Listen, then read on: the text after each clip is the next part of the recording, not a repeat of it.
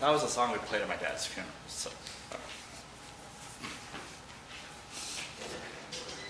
So, grouchy, grumpy, cantankerous, curmudgeon. He was a self-proclaimed curmudgeon. He even had it as personalized license plates. Yes, that was Dad.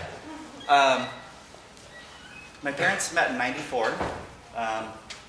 Mom was a social work student. She was doing some volunteer hours at a recovery center that my dad worked at. He was an alcohol and drug counselor. And they got married actually about 5 months later. It was quick. And then after a little bit, they started to talk, and that was July 11th, '94, and in '95, my dad adopted my brothers and I. So that's how I got Martin.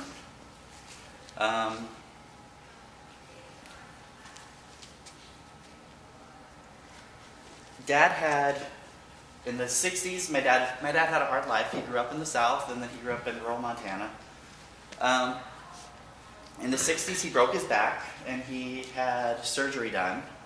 And at the time, they used to use bovine cartilage to fuse vertebrae together to help him heal. And later on, that causes some issues. But with that, he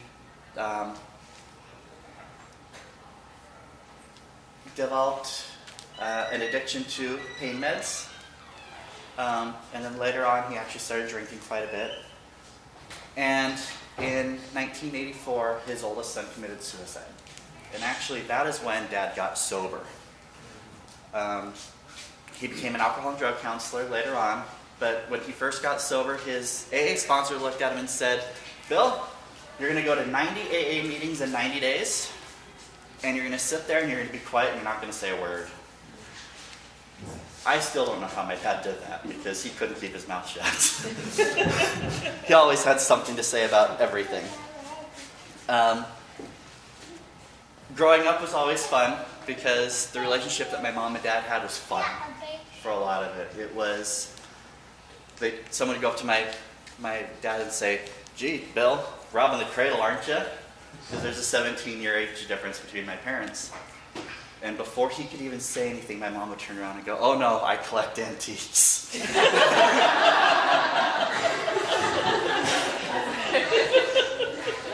And it never failed. And it was always so fun. And then the looks on people's faces when they would do that. Or he'd say something, he'd say, "Hey, Laura, get over here, you old battle axe."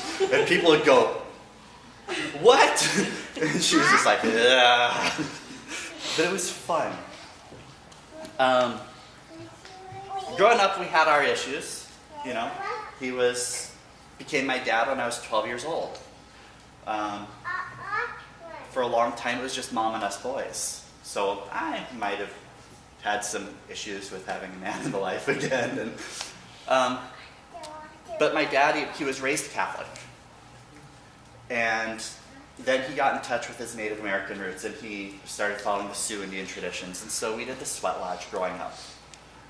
And with the sweat lodge, you heat rocks in a fire, and then you bring them into the lodge, you pour water on them, and you do your prayers and everything. Well, we'd planned a Christmas Eve sweat.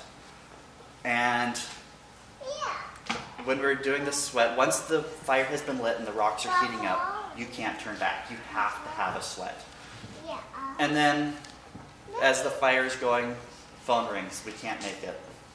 We can't make it. We can't make it." Someone else shows up and we're like, "All right, small group, but we're going to do it." And the person that showed up said, "We got to go. We're just stopping by to let you know that we couldn't make it."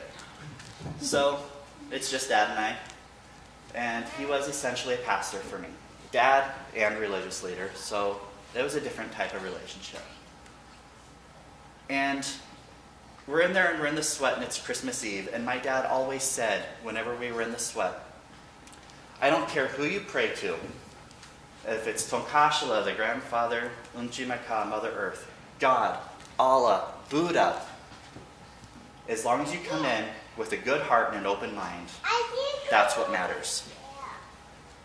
So we're doing our Christmas Eve sweat, and the Sioux Indians actually have a tale of a white man giving them teachings. And my dad thinks that it was Jesus. So he said, we're going to do a sweat and we're going to honor Jesus. It's a Christmas sweat. But we're going to mix it up. So we have our Lakota songs. We sang Amazing Grace. And then we sang Rudolph. He said, we got to keep the traditional ones in there. And that was I've never forgotten that day. That was just a me and Dad moment. We had our fights, of course. But it was never real bad with our fights. In 2007, my parents moved to northern Montana. I moved to Arizona. A couple years later, my husband and I bought our house. And then that summer, my little brother got stationed in Korea. And I'm like, I don't like this. Just Korea in general. I was like, I don't like this. Just got bad feelings. Couldn't describe it. September, end of August, Dad's birthday, he went into the hospital. He was going in for surgery. Routine, no big deal. He'd been getting some infections in his back relating to his surgery in the 60s, actually. He was getting staph, strep, and E. coli infections in his back muscles. They just went in, they were going to put tubes in. They found a blood clot in his leg. Let's take care of it while we've got you under. They did 14 hours of surgery the first day, kept him in a medical-induced coma that night, and did another 9 hours of surgery the next day. And he didn't wake up after the anesthesia came out of his system. That next weekend, Mom calls and she was like, so, what you doing? I'm at work. Why, what's going on? Oh, just give me a call when you're off of work. I said, no, Mom, what's going on? Well, Dad had a slight arrhythmia last night. What do you mean slight? Well, they had to bring in the crash cart. Well, that's not slight, Mom. So, made a flying trip up to Montana. We had to get my brother in from Korea. We had to call the Red Cross. Looked like we were going to lose him. That was in 2009. Stubborn old man pulled out of it. But over the last 8 years, it was in and out of the hospital, in and out of the hospital. The infection was coming back. The antibiotics weren't working. A new infection was forming. Those antibiotics didn't always work. It was just constant, and no matter what, for the most part, he kept good spirits, but then he'd also get really depressed. 3 years ago, we actually went through and we scheduled our first Christmas together as a family in 10 years. We didn't have all of our boys when he came down 3 years ago. And then I just kept getting these weird feelings. Like, again, Brian's in Korea. I don't like this. And then I told my husband, I said, when we file taxes, I said I have to take a bunch of money. I have to set it aside. I have to make a trip in 2017 to Montana. I said, I'm going to have to go home. I said, I have a feeling I'm going to lose Dad this year. He said, okay, not a problem.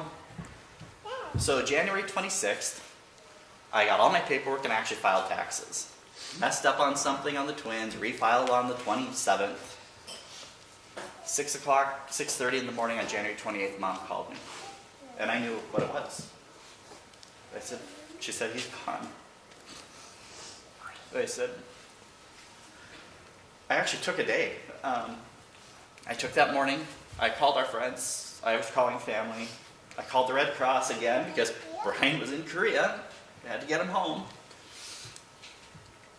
And I was supposed to teach a foster class that morning. And I almost did. Instead, something clicked in me and I went, no, let's just not do that today. And I went home. I was at home that morning and I just processed. I don't know how else to describe it. I just processed everything. And the next day, my sister-in-law and nephew took off from Montana. We were up there for the week. That's gorgeous, by the way. Thank you, guys. And the funny thing is we didn't even get the song right that he wanted at his funeral. But this one still meant so much to us. And I'm still processing. Yesterday was 9 months. The 28th of the month hits. and I break down again. I hear the song on the radio. I break down again.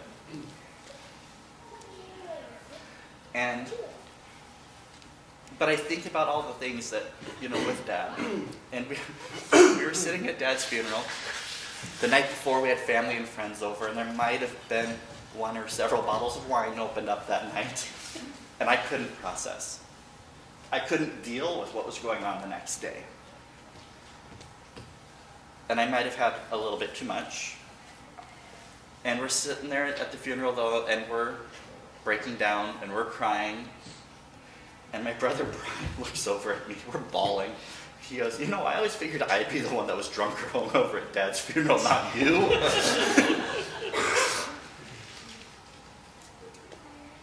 But it was... And when my brother got up and spoke, and the words still ring true to me. And he said, "You know what?" I said, he said, "I'm not done learning from you. Why did you have to leave us now?" I do have to go back and tell one part when he was in the hospital, because it kind of describes a little bit more of what Dad was like. His potassium levels were through the roof. So much so that he wasn't there mentally. And I happened to call his friend one day and say, "Hey, how's Dad doing?" And she said, "Johnny's not doing good. He's refusing his medication. He doesn't want this medication to lower his potassium levels. It's getting to a point where we don't know what to do." I said, "What's going on?" She's like, "He just won't take it." I said, "Put him on the phone." And she says, "I don't know if he'll realize it's you." I said, "Put him on the phone." She said, "Okay," handed it to him. And I said, "Dad, it's John."